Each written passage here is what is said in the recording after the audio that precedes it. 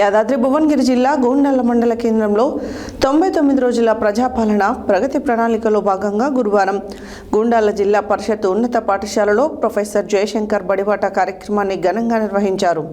సర్పంచ్ దేవనబోయిన ఐలయ్య మాట్లాడుతూ ప్రభుత్వ పాఠశాలల బలోపేతానికి కట్టుబడి ఉన్నామని, పిల్లలను ప్రైవేట్ బడులకు కాకుండా ప్రభుత్వ బడిలోనే చేర్పించాలని ఉపాధి హామీ కూలీల తల్లిదండ్రులకు విజ్ఞప్తి చేశారు. యాదాద్రి భువనగిరి జిల్లా గూండాల మండల కేంద్రంలో 99 రోజుల ప్రజాపాలన ప్రగతి ప్రణాళికలో భాగంగా గురువారం రోజున గూండాల జిల్లా పరిషత్ ఉన్నత పాఠశాలలో ప్రొఫెసర్ జయశంకర్ బడిబాట కార్యక్రమాన్ని ఘనంగా నిర్వహించారు. సర్పంచ్ దేవనబోయిన ఐలయ్య మాట్లాడుతూ ప్రభుత్వ పాఠశాలల బలోపేతానికి కట్టుబడి ఉన్నామని, పిల్లలను ప్రైవేట్ బడులకు కాకుండా ప్రభుత్వ బడిలోనే చేర్పించాలని ఉపాధి హామీ కూలీల తల్లిదండ్రులకు విజ్ఞప్తి చేశారు. ప్రధానోపాధ్యాయురాలు గంధం చంద్రకళ మాట్లాడుతూ గత విద్యా సంవత్సరం 10వ తరగతిలో 100% ఉత్తీర్ణత సాధించామని తెలిపారు. ప్రభుత్వ బడిలో నాణ్యమైన విద్యతో పాటు ఉచిత పాఠ్యపుస్తకాలు, నోట్బుక్స్, 2 జతల యూనిఫామ్, ఉదయం రాగి జావా, వారానికి 3 కోడిగుడ్లతో మధ్యాహ్న భోజనం అందిస్తున్నామని విద్యార్థులు సద్వినియోగం చేసుకోవాలని కోరారు.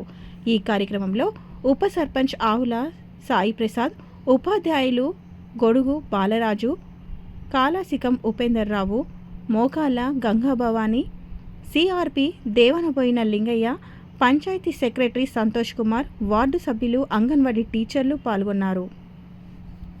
కార్యక్రమం జెడ్పీసీఎస్ గుండాల ఈ కార్యక్రమాన్ని నిర్వహిస్తున్నాము. ఈ కార్యక్రమానికి సభాధ్యక్షులు గౌరవనీయులు పాఠశాల ప్రధానోపాధ్యాయురాలు చంద్రకళ మేడం గారిని వేదిక మీద రావాల్సిన కూర్చున్నాము. అదేవిధంగా గ్రామ ప్రథమ పౌరుడు గౌరవనీయులు సర్పంచ్ దేవనబోయిన ఐలయ్య గారిని వేదిక మీద రావాల్సిన కూర్చున్నాము. అదేవిధంగా గ్రామ ఉప సర్పంచ్ మరియు వార్డు సభ్యులు మరియు గ్రామ పంచాయత్ సెక్రటరీ, గ్రామ యువకులు అందరూ కూడా వేదిక మీద రావాల్సిన కూర్చున్నాము. ఈ కార్యక్రమాన్ని ఉద్దేశించి పాఠశాల ప్రధానోపాధ్యాయురాలని మాట్లాడవలసిన కూర్చున్నాం.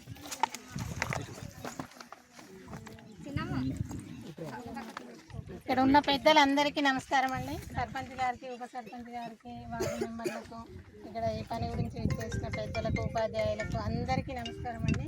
మా పాఠశాల గురించి ఒకసారి మీతో మాట్లాడదామని వచ్చిన. ఇంటింటికి కూడా వస్తున్నాం కానీ అక్కడైతే ఒకరు కలుస్తారు, ఒకరు కలవరు. ఇక్కడైతే మీరు అందరూ మళ్ళీ ఆలోచించి మాట్లాడుకోవడానికి ఉంటుందని, మరి మన బడిని కాపాడుకోవడం మనందరి బాధ్యత.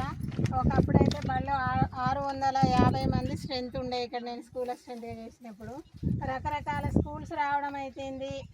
ఉపాధి నిమిత్తము ఊరు వదిలేసి అందరు బయటికి వెళ్ళిపోవడం అయిపోయింది. జనాభా కూడా తగ్గిందేమో, బహుశా పిల్లలు ఉన్న పిల్లల్ని కూడా అందరం షేర్ చేసుకోవడంతో కొంచెం సంఖ్య తగ్గింది. ఆ రకంగా ఉంటే మరి మెల్లమెల్లగా బడి పోయే పరిస్థితి వస్తుంది. పిల్లలు లేకపోతే ఉంచారు కదా, తీసేస్తారు. అందుకని ఆ విషయం ఒకసారి మీతో మాట్లాడదామని ఇక్కడికి వచ్చిన.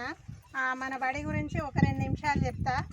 పెద్ద కాంపౌండ్ ఉంది, మీరు చూస్తున్నారు కదా. పిల్లలకు ఆటలు పాటలు అన్నీ చేసుకోవడానికి వీలుగా మనకు మంచి బిల్డింగ్ ఉంది, పెద్ద ప్లే గ్రౌండ్ ఉంది.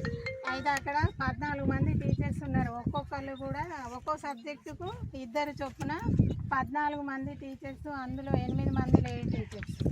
ఇంకొకటి ఏంటంటే ఇంట్లో అమ్మ సమర్థవంతంగా ఉంటే, అంటే ఆ తల్లి కనుక మంచిగా అట్లా పిల్లల్ని మేనేజ్ చేసేటట్టుగా ఉంటే ఆ కుటుంబం బాగుపడుతుంది. అట్లా మీరు అందరూ కూడా అమ్మలు ఇక్కడ ఉన్నారు కాబట్టి మీ పిల్లల గురించి అంటే పనులు ఆలోచించరని కాదు, వాళ్ళకి ఎక్కువ బయట విషయాలు ఉంటాయి కాబట్టి మనమైతే ఇంట్లో చూసుకుంటాం కాబట్టి మరి మీ పిల్లల గురించి ఆలోచించి. ఇంకా అక్కడ కూడా మళ్ళీ ఒకసారి చెప్తున్నా, 8 మందిలో ఏ టీచర్స్ ఉన్నారు, చాలా ఓపికగా. అంటే జెంట్స్ కూడా ఉన్నారనుకోండి, బయట పనులైనా అక్కడ లోపల పిల్లలకు చెప్పడం అయినా కూడా అన్నీ చాలా సక్రమంగా జరుగుతాయి. మంచి టీచర్స్ ఉన్నారు, ఒకసారి ఆలోచించండి. ఇంకా కొన్ని ప్రైవేట్ స్కూల్ పోతే మా వాడు మంచిగా అవుతుంది, ఏ స్కూల్ పోతుండే మా వాడు స్కూల్ బస్సు ఎక్కిపోతుండే అనగానే సంబరం అవుతున్నాడు మన ఇంట్లో. అదేవిధంగా కాకుండా నేను కూడా ఇదే గవర్నమెంట్ స్కూల్లో చదువుకున్నా, ఇదే గవర్నమెంట్ స్కూల్లో చదివి ఇక్కడ దాకా నేను వచ్చిన. ఇక్కడ నేను చెప్పే విషయం ఏంటంటే, గవర్నమెంట్ స్కూల్లో ఒకప్పుడు వేరు, ఇప్పుడు ఏంటంటే గవర్నమెంట్ ప్రతి ఒక్కటి మనం టిఫిన్, మీరు పిల్లల్ని స్నానం చేసి బట్టలు వేసి పంపించారు అనుకోండి, పొద్దున టిఫిన్, మధ్యాహ్నం లంచ్, ఈ విధంగా మనం ప్రొవైడ్ చేస్తారు. కాబట్టి గవర్నమెంట్ స్కూల్ని మనం బతికిద్దాం. ఎందుకంటే గవర్నమెంట్ స్కూల్ అనేది మన ఊర్లో ఉందనుకోండి, అదే ఇప్పుడు గవర్నమెంట్ స్కూల్ మన ఊర్లో లేదు, ప్రైవేట్ స్కూల్ పంపిస్తే ఆ ఇష్టం వచ్చిన ఫీజు ఆడుతాడు అనమాట. 10,000 దాన్ని 20,000 అడగవచ్చు, 20,000 30,000 అడగవచ్చు. అలా కాకుండా మన ఊర్లో మన బడిని కాపాడుకుంటే ఆ గవర్నమెంట్ ఫీజు అనేది, ఇప్పుడు గవర్నమెంట్ ఫీజు ఎందుకు 10,000 15,000 ఎందుకు అడుగుతున్నాడు? అరే ఇది కాకపోతే అలా గవర్నమెంట్ స్కూల్లో పోతాడు నాయన, అక్కడ అన్ని రకాలు దొరుకుతున్నాయి, అన్ని రకాల టిఫిన్ దొరుకుతున్నది, మధ్యాహ్నం భోజనం దొరుకుతుంది, బట్టలు ఇస్తున్నారు, షూ ఇస్తున్నారు, గేమ్స్ ఉన్నాయి, అన్నీ ఉన్నాయి. కాబట్టి మేము గవర్నమెంట్ స్కూల్ పోతాం, మీరు ఒక కండిషన్ ఏమంటారంటే, మీరు చెప్పకపోతే మీరు ఇంత ఫీజు అంటారు, మేము గవర్నమెంట్ స్కూల్ పోతాం పో అని ఒక బెదిరించే కాన్సెప్ట్ వచ్చింది. ఆ కాన్సెప్ట్ ఏ విధంగా వచ్చింది? మన ఊర్లో బడి ఉంటేనే వచ్చింది.